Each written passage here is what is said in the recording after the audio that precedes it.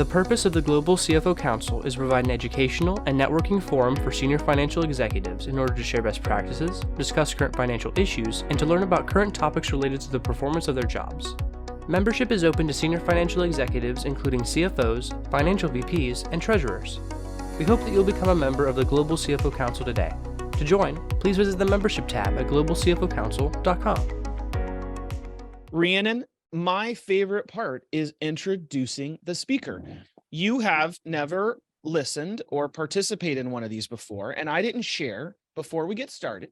What I do is thank you for sending me your bio, but I do not read it. I find stuff off the internet, and then I reveal it to you and everyone else just before you begin to speak.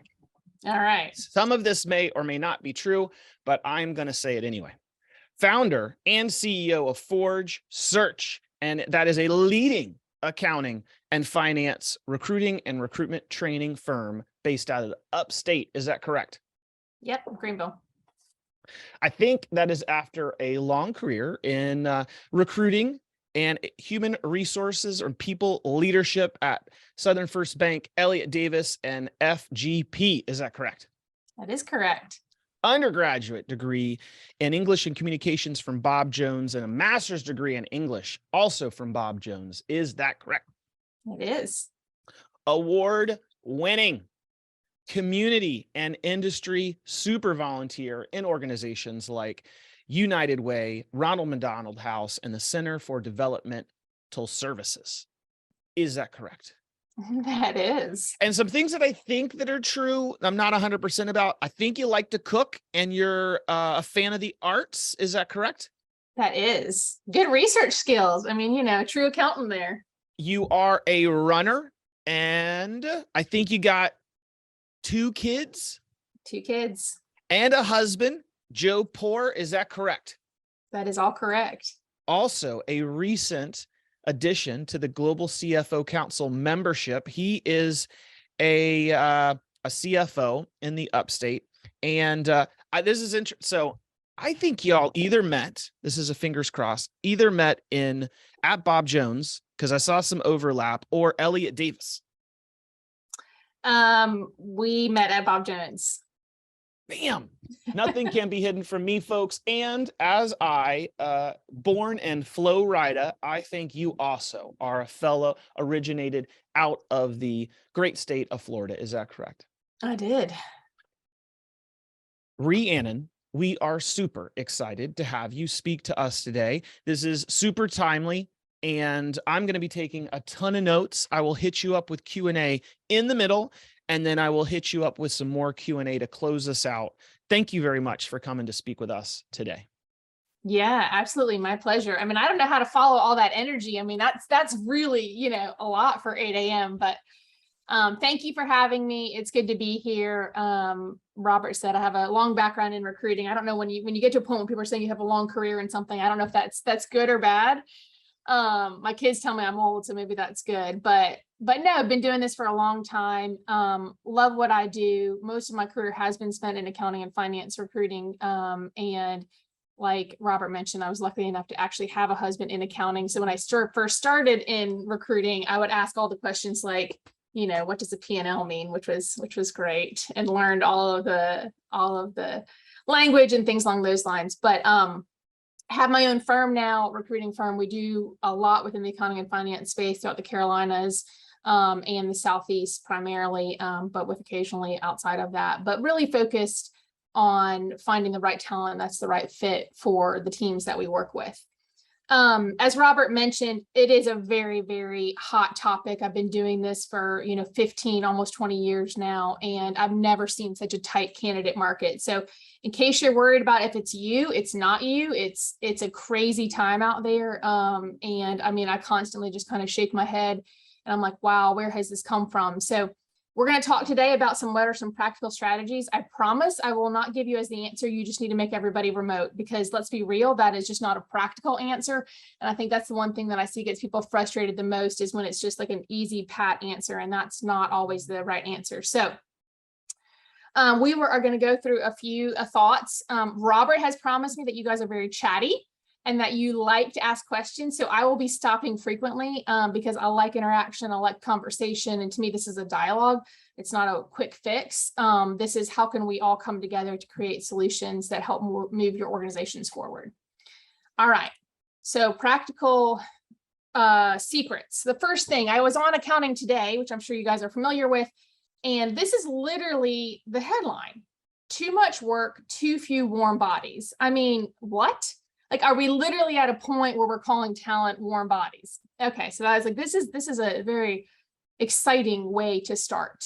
And then more seriously, if you look at this presentation or this slideshow that's courtesy of Deloitte, and it talks about which best describes your organization's ability to attract top talent. And you look at that numbers, and that says over 80% of you all, and if it's a public company, and over 70% in private company situations, are concerned about being able to recruit the top talent for your organization.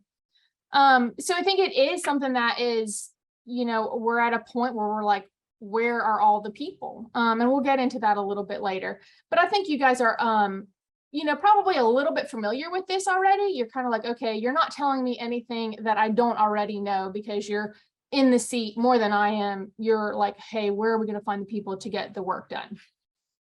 Just like Pizza Hut saying we have pizza. I like that you can find memes on the internet now. So, okay, but why? I say now, I think it's been going on for a while. I'm not very, up on those things, but okay. So why are we having this issue today in what we're dealing with? We have a shrinking number of accounting grads. I pulled some research and said, okay, what is going on that is really causing some of these? We have a shrinking number of accounting graduates, right? So in 2020, and that was the last year the AICPA had the data out, we have a decline of 9%, so almost 10% decline in accounting degrees from the peak year, which was 2017. And if you think about how things work, obviously it takes time. They get their degree, and then they need a couple years. These young accounting graduates, and then they kind of come into their own, et cetera. You also have, in addition to that, baby boomers are retiring. COVID, as you all probably saw, this COVID really introduced a lot of early retirement. So people said, hey, you know what? I'm tired of this, kind of rat race. I'm going to, and some of you may have even had that thought, this is just not worth it. I'm going to retire early. And a lot of companies gave packages for people to retire early too. Obviously, I think that was probably short-sighted to some degree, because I think now we're in this spot where we're like, oh, stink, we need people. But then you also have, combined with that, you have a rising demand for accountants. And when this says accountants, it's really broadly encompassing of finance, accounting, there's a lot of roles we work on that are like financial systems. So how are you integrating technology and finance and ERP implementation and things along those lines? So I say accounting for like a shortened term, but really it's a broad category of who are we working with and looking for. So companies are needing more of those. I think you see it's not something where you can just outsource to a machine. It's needing the brain behind the substance. The good thing, it's job security for you guys. But really you combine those two trends, and then you have a material shortage of talent. So if you look at that data, the AICPA data, that was 2020. So that was pre-COVID, right? Or maybe just in the very beginning of it, but you weren't finding people just quitting then. So it'll be interesting to see when the new data comes out as they continue to have these surveys and what that looks like. And it'll be just really interesting to see how things continue to play out. So we have this situation. So not only is the talent market difficult for, I think, just general talent and hiring people, marketing, HR, sales, et cetera, but then you add on to that the shortage in people going into accounting. And I think you have a real, a material shortage of talent, so to speak. All right, so let's tackle the problem. So this is what we're going to kind of go through today, just to give you an overview of what we're going to talk through. And I would love any feedback. And Robert, as you know, feel free to interject at any time. And if you're getting questions or thoughts or anything along those lines. So first, the first thing we're going to talk about is how do you create an appealing opportunity? Like, what are people specifically looking for, specifically finance and accounting folks? What are they looking for in a new opportunity? And we'll go into that a little bit. I'll give you some data behind that, and then also what we hear from candidates. And then crafting the sizzle and sharing the sizzle. And I'll get more into that, but really that is like, how are you sharing that excitement around what you're hiring for and the opportunities for somebody in that role? I'm kind of getting to like, if a tree falls in a forest, but nobody hears it, did it happen? So it doesn't matter how good your opportunity or your sizzle is. If people aren't hearing it, it doesn't matter.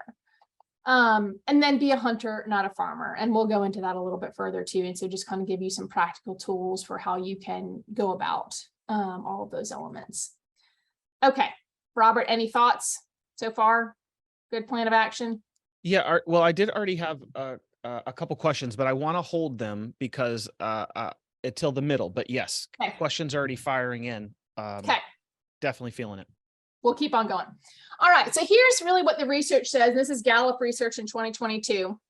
If you're not familiar with Gallup, it's a great resource, international resource that just kind of pulls employees and what they're looking for. But 64%, this is probably no surprise to you because you're working on your budget, 64% want a significant increase in income and benefits. Compensation is king. It just is, especially when you look at the fact that, inflation. I mean, my grocery bill alone has gone up 30%. I mean, it's ridiculous. You can't buy a dozen eggs for less than $5 or $6. But so compensation is king. The challenge with that obviously is that starts to stretch budgets. And I realize that, but I think just being realistic about the fact that, your compensation does need to be on as much on the cutting edge as you can afford to do so. Now, if you say, hey, you know what, we really cannot pay more than, let's just say $80,000 for this financial analyst.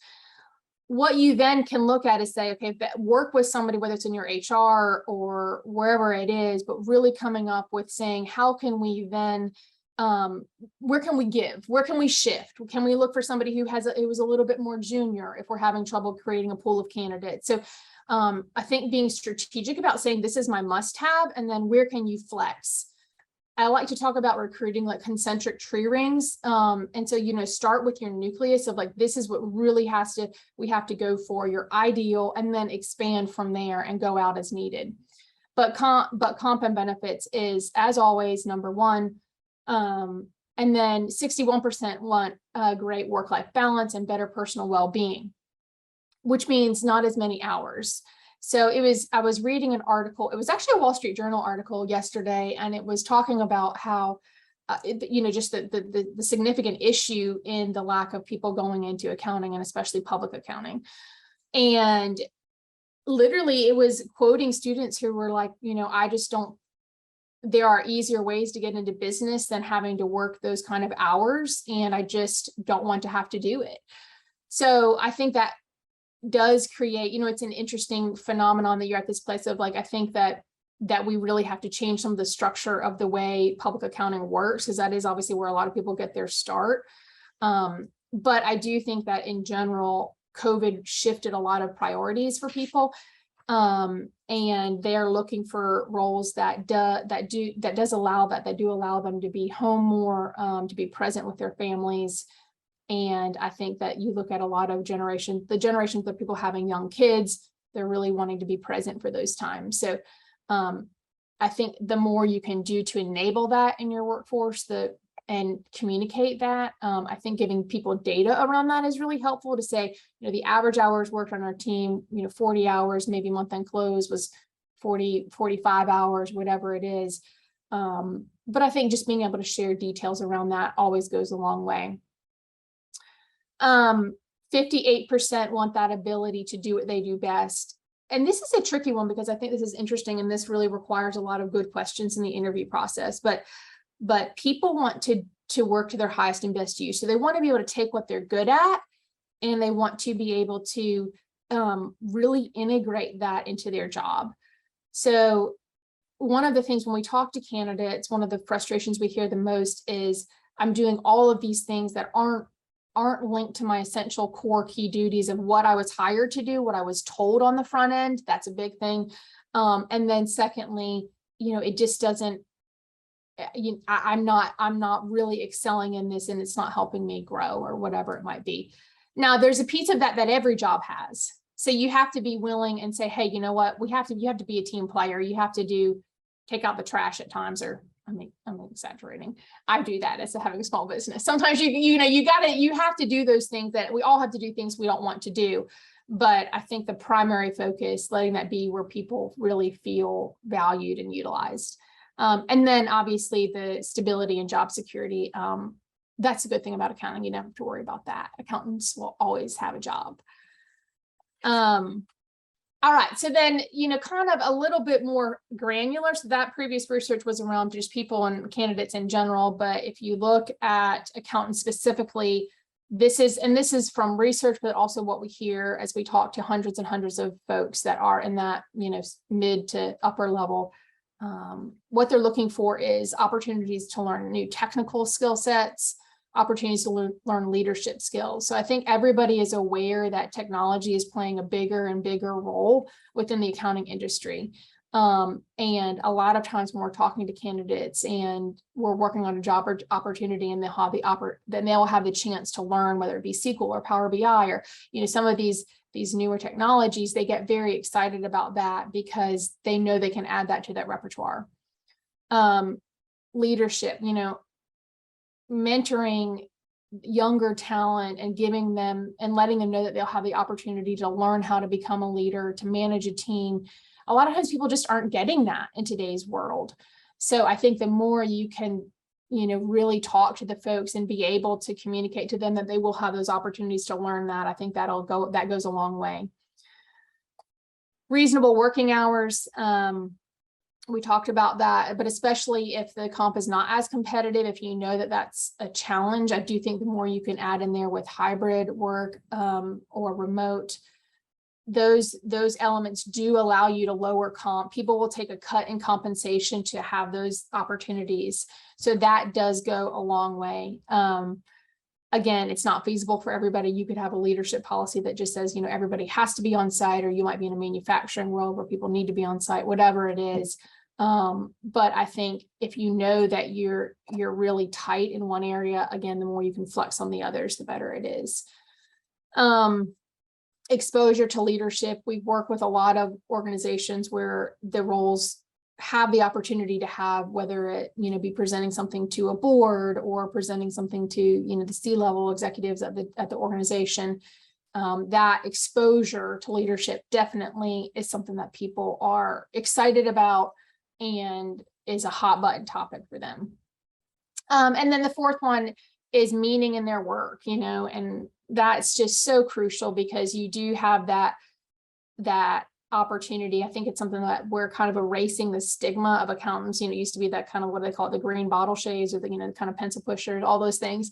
But when you, and did you guys know that like there's actually a TikTok channel, which I do not have TikTok because, like, number one, I'm too old, and number two, it's also like very scary, the invasion of privacy stuff.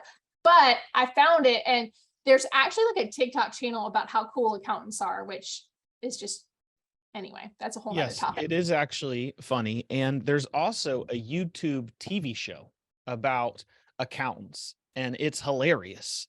Okay. Yeah. So accountants are cool again. Okay. Right.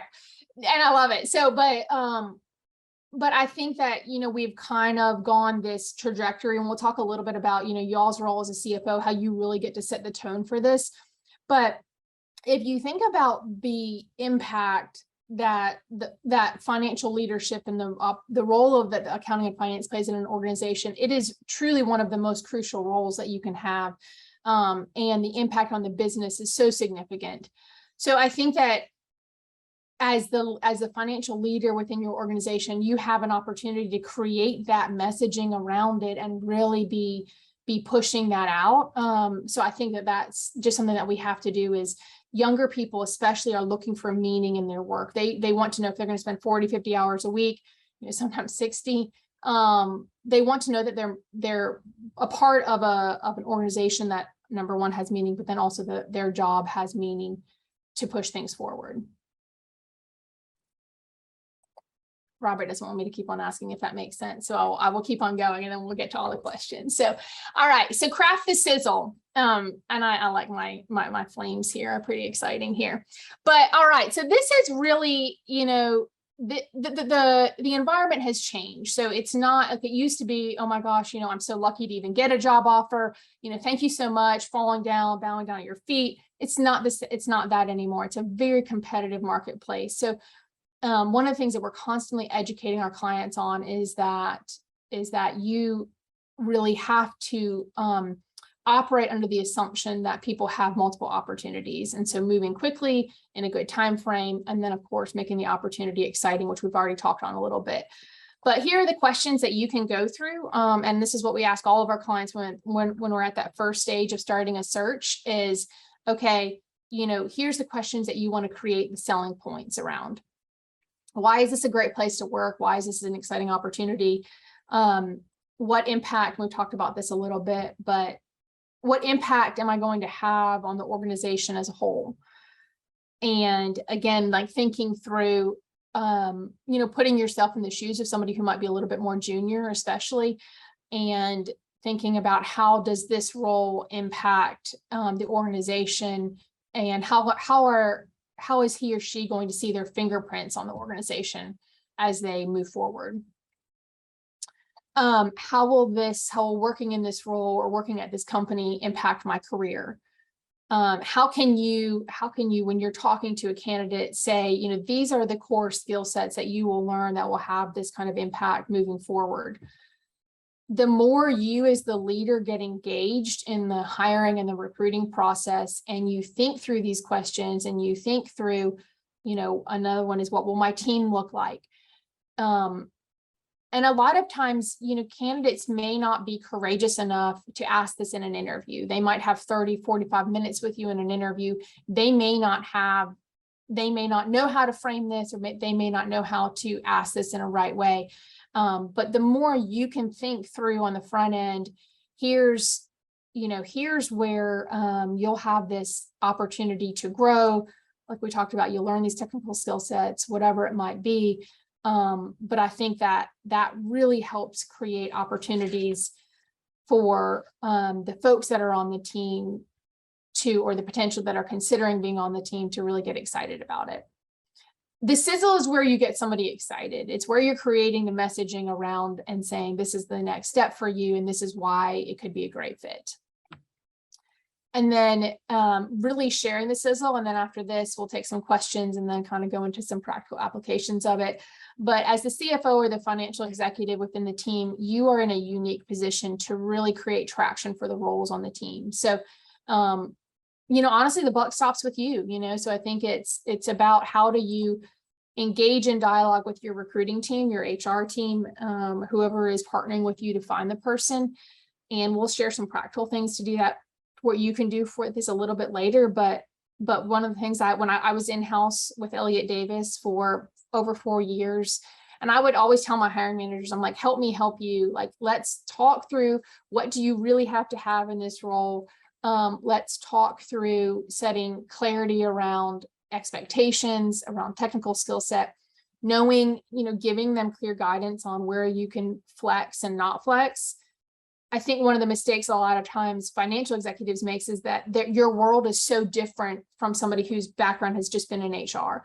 Like, we specialize in accounting and finance. I've been doing this for a long time, but if you don't know that world, you could be throwing out all these terms that make no sense to them. Like, you think even about cost accounting, right? Well, you can have project costing and you can have more standard costing within manufacturing. Well, those two things are completely different. But if you just tell your recruiter you need cost accounting experience, and they go find, and you're in manufacturing, they go find you 10 people with project costing from floor, you're going to be really frustrated. So I think it's like, how do you create, take a step back and think through, what can I do to, I ask my clients, I'm like, dumb it down for me, put it in everyday common person speak, because that's what I'll be able to understand. And then I repeat it back and translate it for them. So just remembering that. And then I think crafting an active presence on LinkedIn, younger people nowadays are really they're hungry for good leadership. They're hungry for somebody that they can look up to, that they can respect, that they can learn from. And you guys are in that spot in your career, right, where you're leading that team and you're saying, okay, here's the path forward. So I think when you're sharing, whether it be thought leadership or standards or how you're tackling tough issues, and what your thought process is as a leader, you create that thought leadership, really that's somebody that they want to follow and be part of. So most younger people will look up the folks that they're interviewing with prior to, and I say younger, I just mean more junior, but they'll look up those prior to the interview stage so that they can get a sense of what are your values, like what are they looking for, et cetera. So I think just being aware of the fact that you have this opportunity to heavily influence the crop of people who are underneath you. So I think, again, that active presence in LinkedIn, and then actively participate in the recruiting process. Give your feedback. Feedback is a gift. It really helps. It helps people determine if something, the recruiters and the HR and the hiring manager, it helps them really get a good sense of, am I headed in the right direction with this search? What do I need to do differently? Engage with the candidates. I mean, I had a client once who was in an interview, and he literally took his lunch in and ate lunch during the interview. The hiring manager did.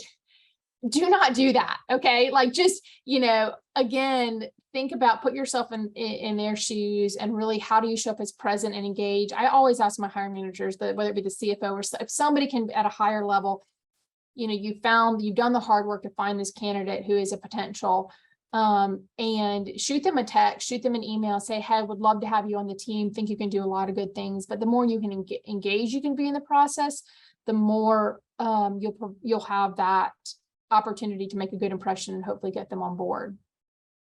Okay, I'm going to stop talking for a minute, and Robert, you can jump in and add any additional thoughts. No, you're not, because I'm going to hit you rapid fire with questions. They are stacking up. I'm going to just hit you boom, boom, boom, boom, boom. If you feel like a short answer is the right answer, short answer is awesome.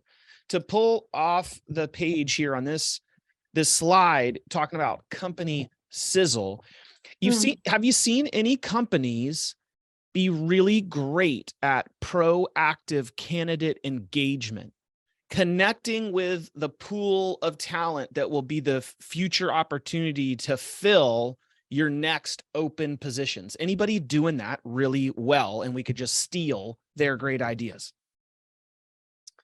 So let me rephrase it. So you're talking about you're talking about as a company creating something that is proactive ahead of time so that you're targeting folks that are coming up. Yeah, it's interesting. I think really public accounting firms do that the most, in terms of they're starting in high school now, where they're talking to folks that are in high school and really trying to build that up. The reality is that's probably not practical for most companies, because you just don't have the bandwidth. What I think that every company should do as much as is possible is like creating what your employer value proposition is, or employer brand is another way to call it, but creating that language of what are we really going to offer in the marketplace, and then continuing to put that out there. And that helps engage people. I mean, I think, how many touch points do you need? 7 touch points before you have somebody who listens to you. So I think that's a good way to do it. Does that answer the question? Absolutely. Question number 2 is, any chance there will be salary deflation? Has it peaked and maybe it's going down and we're going to save some money? Or are these the good times and salaries are only going to continue to rise to find good people? That's a good question. If I had a crystal ball, I would, be a very, very rich person. I have not seen compensation decrease in accounting and finance at this point at all.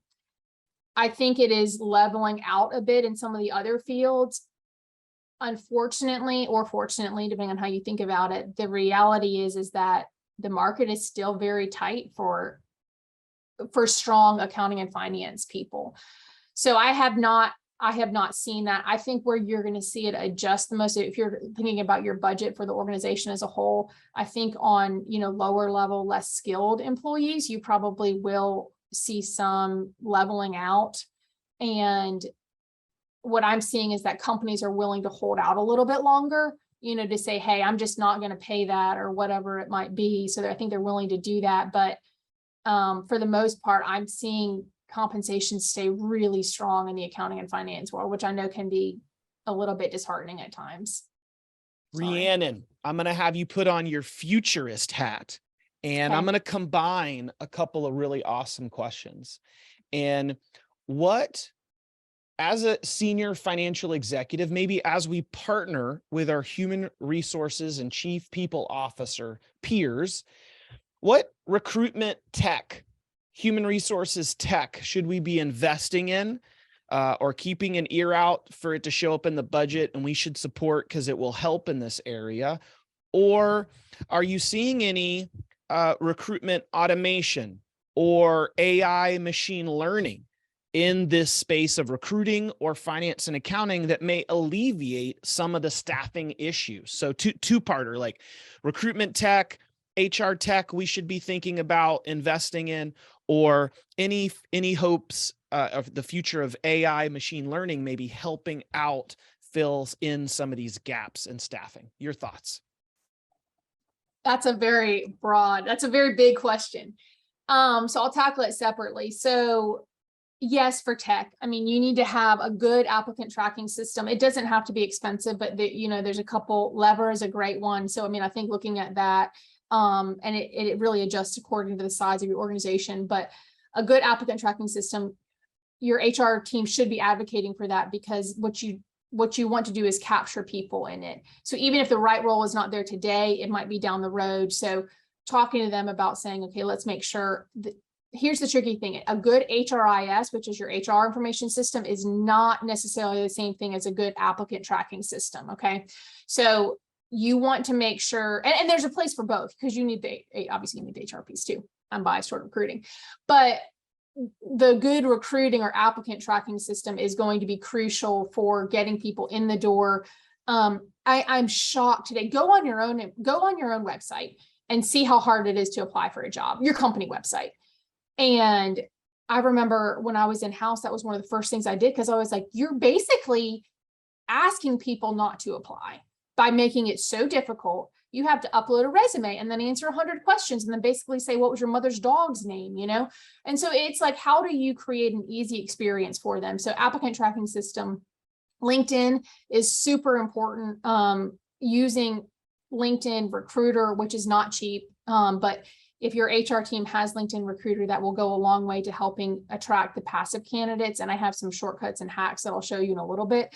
But I think that if you can have that, but I think the most important thing in terms of technology is that I think we're looking for, you're not going to be able to have a technology that replaces the person at the end of the day, the recruiter, whether it be in-house or external, or whatever it is, because there is a judgment call and a conversation that has to happen that a bot or AI or whatever it is cannot do. Now, they may be able to find the person, but what I think the unique difference, again, that it might be in-house or external, that you bring to a table as a recruiter, is that you are having that conversation with them and you're selling the story and you're saying, this is why this is exciting and this is why you should listen. And no bot is going to replace that. Can you tell I'm passionate about that? Yeah, and I share a fellow passion around the careers page.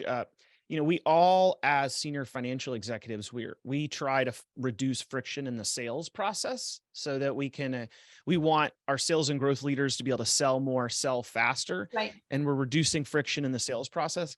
We all need to take that mindset to the recruiting process, right. and check out, that is a great idea to check out the careers page. I think a lot of us would not apply for our own job if we had to fill out the careers page on our own website. That's a great call to action. And then what was the second part of the question? Because I couldn't. Around machine learning and AI in the accounting and finance space. Some of the software tools and accounting and finance technology, the modules are emerging. We even have some fellow CFOs on the call who are working at companies, who are working for companies in this space to try to add some tools, some Yeah. AI-led tools, some machine learning tools. Have you seen any that you feel good about? Okay, maybe they could fill in some of the gaps where we just can't find people to work in finance and accounting. That's interesting. I have not seen that yet. I think you'd have more luck with outsourcing to like offshore. You probably had with finding like if you could do your AP, or that's what I'm seeing more of, is that people are outsourcing some of the functions that are truly just transactional, and then putting that budget toward hiring folks that were they want somebody on site thinking through things. So that's probably what I've seen happen the most. But there could be, I don't know if there could be other things that I don't know about, but that's what I see happen the most. Yeah, I think it's emerging. To add on to that, I'd say I could echo exactly what you said, Rhiannon. And then there are some emerging technologies in the platforms that we use that have some RPA, some robotic process automation, Right. speeding up segments of things that people do that are very rote. And then there are some emerging things that with AI and machine learning, key emphasis here is that you have to have the data in the system, and the data needs to be right, or you have really terrible decisions that your AI is making or suggestions that they're giving you. But it is emerging and it is interesting. But I haven't seen a tool that is solving the problem right now, but there's a lot stacking up. So it could be exciting. I just hope they don't take the CFO jobs. Well, I think, but even if for those tools that are emerging, you still have to have somebody who's programming them. You have to have somebody who's teaching the AI how to think, right? So you have to still have a head count for that on the front end, at least. A couple more questions. We talked about COVID and where are all the people? Are you seeing any COVID related boomerang, some unretires back into the marketplace? That's a good question. Yes, I've seen. Yes, and we have people are like, you know what? Hey, retirement is for the birds. I don't really want to sit at home or golf or all day or whatever it might be. What I have not, so I have seen that come back. What I'm seeing though is that what people are looking for is not necessarily full-time work. They want more consulting engagements or flex time or things along those lines. So a lot of people have come back, but they're not as much. I wouldn't say completely 100% all the way, but I would say 50-50. They're saying, you know what, hey, I want to do something, couple almost gig type roles. Any tips on best practices in internal mobility, upskilling your high potential employees, retaining your high potential employees? It's so hard to keep the great ones.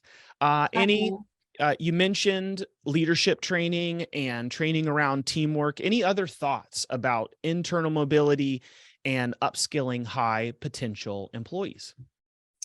Yeah, I was just talking about this the other day. I mean, it's like the cost of losing somebody is so great. It really is. After you've taken that time to train them, to get them integrated into the company. So I feel like I'm just so passionate about that. It's like, what can we do as leaders to keep people engaged and on board as much as we can? I think a lot of it is, and I know you guys are all different sizes of organizations, but making sure that your middle management layer is really strong. There was a recent article, and I can even connect you with this afterwards, Robert, but it talks about how your manager has more impact on your mental health than I think it was like your spouse, which is crazy. Or any other piece of your life. So it's just really, I think, making sure, like, is that the people that you're delegating management and leadership to on your team, like, let's say they're accounting managers or your controller, whatever it is, like, are they really doing a good job of tapping into and asking the questions? It's something I ask my team, I mean, probably at least once a quarter. I'm like, do you like your job? Like, are you happy to be here? What can I do differently? Giving people that my husband always makes fun of me because he says, you think it all comes down to communication, but I think it does. Like, are we talking and are we having the hard conversations? And sometimes I think we don't ask the question because we don't want to hear the answer. But, and if they say, well, no, creating that safe space where they do feel like they can say, hey, this part of my job is really, really stinks, or I don't like this, and you may not be able to fix it, but at least you know it. And you can say, what are resources that we can put around you to help alleviate this or give you training or support or whatever. So that's a whole other topic, but I do feel like really, making sure the people that you're entrusting with leadership, more often than not, when we hear people making a change, they'll say it's the compensation, right? They say it's, oh, I want to be flex or whatever. But then when you dig into it, 9 times out of 10, there's something to do about the leadership, whether it's the manager they work with, or just not feeling supported or not growing. Or so I do think that making sure that team is on point with being engaged with the folks underneath them. Rhiannon, when we are putting together these job descriptions and partnering with human resources and going to market with that sizzle to try to fill roles, any thoughts on how to, within the job description, note some maybe alternatives around the accounting degree? Any other degrees that, hey, Robert, hey, CFO Council, have a mind to also consider or look out, because they are great potential candidates? And in what other areas in the job description should we be flexible? Maybe we were so rigid before, but now we should be a little flexible in these areas, because very often we could get more candidates, greater candidates for these hard to fill roles. Yeah, don't put too much pressure on yourself for having the perfect job description, because the reality is people aren't applying, and we'll talk about that in a minute. But right now people are stretched so thin that we've seen the applicants, and even like my contacts who work for LinkedIn Corporate have seen this as well, but applicants have gone way down. So I think, yes, you do want to be flexible. I think saying something like, degree in accounting, finance, or related field is always a good way to say it, or equivalent experience, considered, or you could say accounting degree highly preferred, we'll consider equivalent experience. So there's ways to say it. I always like the language preferred, but not required, because you do have that ability to say, hey, because it would be ideal for the person to have at least something related to accounting, right? They need some accounting class. You put me in accounting seat, and that would be really bad. So I think it's how do you create that language? Because it will be worse for your recruiting team if they're flooded with bad applicants. Does that make sense? Yeah, I totally agree. I would throw out, I've had some really good luck with math, economics, and just business management majors work just as fine for your general accounting roles. Mm-hmm. And I'd also throw out there are a lot of jobs at a lot of companies that an associate's degree would be plenty of education, and you don't have to have a bachelor's degree to do a lot of jobs on my team. Yeah, 100%. And I think that's where you have to determine what is the role. We had we were working on it was an AR analyst role the other day. Somebody on my team we were working on this job, and the client had originally asked for a college degree, but it was just like that. You didn't need a college degree for that, or a full 4-year degree for that job. So we ended up finding folks with an associates who were super sharp, all that kind of thing. So I think it's just where can you flex again? Where really are your must-haves, and then where can you flex and putting that in there? But realizing the job description is really that starting point. I would focus way more in on making sure your top few paragraphs are exciting, really that you get to say, this is the opportunity, the scope of what you'll be able to deal with, and here's how we can go from there. Last question for this segment. They're stacking up, but I got to cut it off because I'm very interested in the rest, and I just know it's time. You mentioned remote. It's come up 3 or 4 times, and it doesn't work for every situation, and it doesn't work for every company. But those positions where it can work, and the companies where they do allow it, it can be a weapon or a tool in finding talent. And so your thoughts on allowing or considering flex, hybrid, remote when seeking new talent for hard to fill roles? For sure, it opens up the pool without a question. It does. I think what you have to consider is the impact on your team and your culture. Is the team mature enough to be able to operate in that setting and the style? I think that's probably one of the worst things you can do for really junior people who are starting out in their career, because they need to be around more seasoned folks. So I think it's one thing for like a CFO or a high level person to be remote. I think it's a whole different thing for it to be, like a staff accountant, because they just don't know what they're doing yet, unless they've had 30 years of doing that and that's all they want to do. So I think it is situational. I think hybrid is always a great option because you can have that 3-2 kind of mentality or 4-1 or whatever it is, but that does allow you to have for people to have that flexibility to just have one day, where they're in their pajama pants or whatever it might be. But I'm always a big fan of measure the output, right? Measure like what are the results that the person is doing, and don't be afraid to have the hard conversations around, that this is what the job is asking for. Because I think that kind of takes away a lot of the negativity around remote work. But the reality, it's just harder to build connection with somebody remotely. Like there's a difference that we're, sitting down with a person and over a cup of coffee, you're learning about their kids, or from a management perspective, you're going to build so much closer of a bond with the person who is on site. That being said, if you have to, it's six in one hand, half dozen in the other. Like there's no perfect answer to it. So, and that's probably not like, I know that's not what you want to hear because it's like not giving you a clear answer, but I just think that you have to look at it's situational. I think that is an excellent answer. And I yield the floor back to you. Note, I do have a super long list of stacked up questions. So Okay.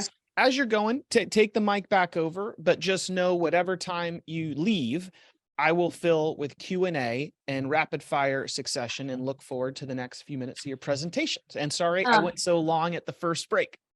No, that's okay. Robert, just real fast. Do you want me to go into kind of like sharing the screen and showing some of the tips, or do you think we should just kind of finish the? I think finish the presentation and let me hit you up with the questions that will, and I think the answer will be many of the things you were going to speak about with the tips. Okay, perfect. All right. So be a hunter. Our third one, be a hunter, not a farmer. So thanks for the great questions too. I love the questions, the dialogue. Be a hunter, not a farmer. All right. So what this talks about is I think we did this at the end of 2022, when we pulled all the people that we have placed, which a lot of these are in accounting and finance, and we looked at the candidate sources. Okay. So the blue is 60% was outbound recruiting. Now, what that means is people who are entirely passive, sitting in the seat. You guys probably get a ton of LinkedIn notes from, say, hey, you interested in this job? That's what that is. And then applicant was 21%. And then the green was referral or network. So people that we knew from previous conversations, right? So kind of like your existing warm network. Now, Forge is about 2 years old. So as we grow as a company, as a recruiting firm, that you would expect the green to widen, right? Because you're going to build up that referral. Our recruiters are going to build up those referral network. But the point of this is that if you are waiting on applicants, it's really, and I talk about this in my next slide too, but it's like waiting for crops to grow without sowing any seed. You're just not going, people are not applying right now. They don't have the time, the space, the energy. You think about how busy your day is. I mean, do you really feel like after a long day that you're going to go get on Indeed or LinkedIn and go search for jobs? Probably not. You might if you're really unhappy. So reach out. Here's some tips for that. Reach out to your network, talk to the folks that you know. Sharing the job, obviously, on LinkedIn is helpful. And then I was going to show you guys here, but I think we ran out of time, but really how you can utilize LinkedIn. And I think Robert has said that he's done this before a time or two, but really kind of going through LinkedIn and going into your network and your connections. And I've blurred these out for privacy, but even on the free version of LinkedIn, there are options where you can go and search names and connections with the title and the keywords that you're looking for. So that's just, and we can, Robert, we can, connect on this later, but I think that those are options that you can do. But I think the more proactive you can be, especially if your HR recruiting team is overwhelmed. So if they have more than 10, 12 recs, which is requisitions per recruiter or per HR person, they're not having the time to go out and do proactive recruiting. So I think it's figuring out how can you really, take it back into your own hands, figure out what you can do to fill the right people for your own team. And then, working with the recruiting team, your HR team, whether it's external or internal, to provide that leverage for hiring. here are a few things that I found the most helpful is communication, asking them for a communication on a weekly basis. Like all recruiters, again, internal, external, like we do Friday updates. Every client gets an update on Friday. This is where we're at with the search. This is where even if we're struggling to find people for it, here's why we're struggling. This is what people want. They want remote, whatever it might be. Don't be afraid to ask your recruiting partner for metrics. I'm a big fan of metrics. Like I always tell the team, the magic is in the process. It's not rocket science. Recruiting is not, you guys are way smarter, like accountants and all your accounting stuff. Recruiting is not that. I mean, it is working a process day in and day out and following it and being diligent about it. So don't be afraid to ask your recruiters for, well, can you tell me how many people you've reached out to for this role? And say it very nicely because you want them on your side. You want to have a warm relationship with them, but asking for that on a weekly basis, because the worst thing you want to do is get 6 weeks into a search and find out they've reached out to 0 people, because then you're 3 months behind at that point. So really, I think that's where you can have a strong partnership with them that will help move that path forward. And there's a whole lot more I could say about that, but I know we're running up on time. And also at the end of the presentation, there's my cell phone number and my email. And if anybody wants to ping me, they can on that. Okay. So what if you're looking for a job? And we're actually going to be doing a webinar for friends of the firm in the next month or two. But I think it's something where I've talked to a lot of C-level folks lately. And when they're looking in that process of looking for a job, I think, it can be overwhelming at times. So a few points on strategy and thoughts around this. The first thing is, I mean, you know this, it's create a strategy. I think you have to have a clear vision of how you're going to go about. It's not just a random process, right? So thinking through, what do you want to do from this perspective? Make a list of your must-haves. That includes location, the role itself, obviously, size of the organization, compensation, et cetera. So just like we were talking about for the roles that you're hiring for, the same thing for yourself, like making that list of must-haves. And then what are your nice to haves? What would you love to have, but is not a must have? And I think providing that clarity for yourself on the front end is really, really crucial. No job is perfect, right? We know that there's going to be pros and cons, but I think really kind of creating that clarity. And then using the online tools, and this is what we're going to have the webinar about, but there's like Zoom Info, LinkedIn Sales Navigator. What you want to have is creating a kind of a hit list of, here are the companies, and obviously you can work with recruiters too, which are wonderful. But here are the companies or the organizations that fit my criteria that I'd be interested in, and then start utilizing your network to connect with those people. So what makes sense, right? And then how do I connect with, whether it be a PE, if it's PE backed or venture capital or this, the CEO or whatever it might be, but connecting with those. And then again, I think going back to crafting, what does your online presence look like related to that? And how can you start building that network up? And then networking with connections. And like I said, we're going to be doing a webinar on this. This next one is something that, this is a friend of mine who did this, but I think this is a really helpful kind of a values chart of, okay, what are your core values? And then how do you spread that out? And then writing out, when you're figuring out what kind of a job is most impactful or interesting for you, I think that can be something that is helpful. Okay. I did a lot of talking. Sorry. I'm going to hit you okay. 4 questions in 4 minutes. Rapid questions. One is around cover letters dead, and what's the latest best practice on resume length for executives at the C-suite level? Cover letters are not dead, just don't count on them being read. So I have a few clients who really like them and they kind of insist on it, but for the most part, I don't think people have time to read them. I would say for an executive length of the resume, 3 pages or less, preferably 2.5, like no more than 2.5. And a lot of that depends on how many roles you've had and what you've done, but definitely more than 1 page. 2.5 is probably no more than that.